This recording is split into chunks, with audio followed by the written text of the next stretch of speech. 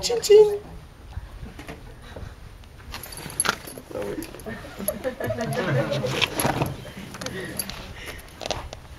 The story of Masada. The year is 73 BC. The Roman Empire controlling this area. The Jewish people are running right here to the top of the mountain, running away from everything that happened over there. The temple destroyed. You can see the smoke far away in the distance. And they all settled down right here. 1,000 people on the top of this mountain.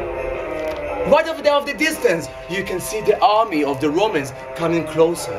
More than 12,000 soldiers getting closer to this mountain, surrounded it by a wall that no one can go out, no one can get inside.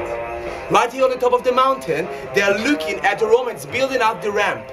The same ramp that we're actually walking up, and then the soldiers coming up, waiting for the second to get inside the last city of the Jewish people right here in this state and kill those Jews. But this is not the story I want to tell you about. The story is something else happening right over there in the synagogue on top of this mountain. All the men of this city getting all together in the synagogue, and Elazar ben Yair, their leader, is coming and giving them the speech that no one of them is going to forget in his life. He's offering them something quite shocking. He's telling them, guys, because we weren't really allowed to get inside the synagogue, what you're going to do now is every one of you will go now to his house, kill his own wife, kill his own children, and this is where we're going to win the Romans and not become their slave.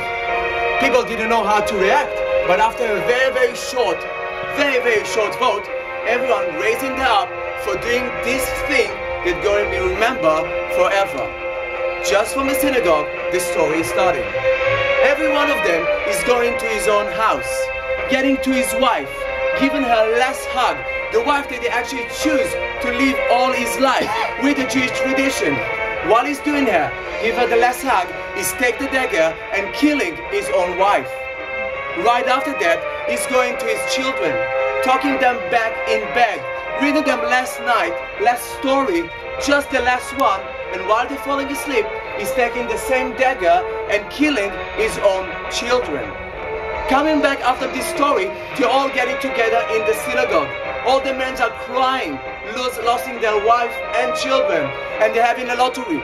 Only 10 of them going to be chosen to kill all the men that got alive on here on the top of the mountain.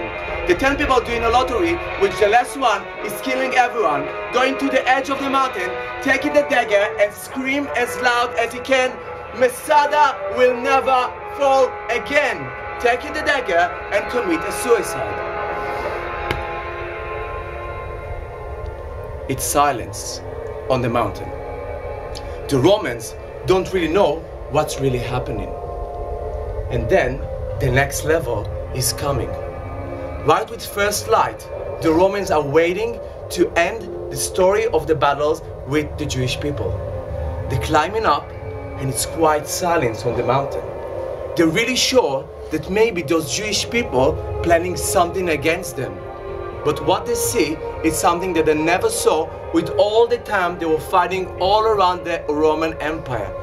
They're coming up and they see piles of bodies.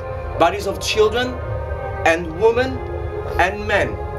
1,000 people dead on top of this mountain. The cistern with the water are full with water. All the storage room is full with food.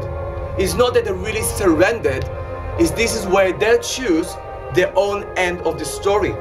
This is where they choose to die as free people and not as slaves.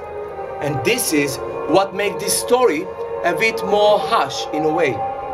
It's very hard for us to judge them in this day, but just for a second, put it in your mind. What would you do in this situation that you know that there isn't any way to run away from this story? What would you do in the situation that you know that you're the last Jewish people without knowing that maybe there are more people?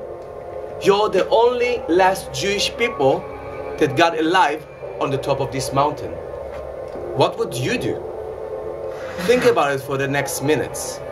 Because in the last 45 minutes, we're going to walk around this mountain and try to get inside their head and understand exactly why this story became one of the great myths of the Israel new state. Are you ready? Take a sip of water and our story begins.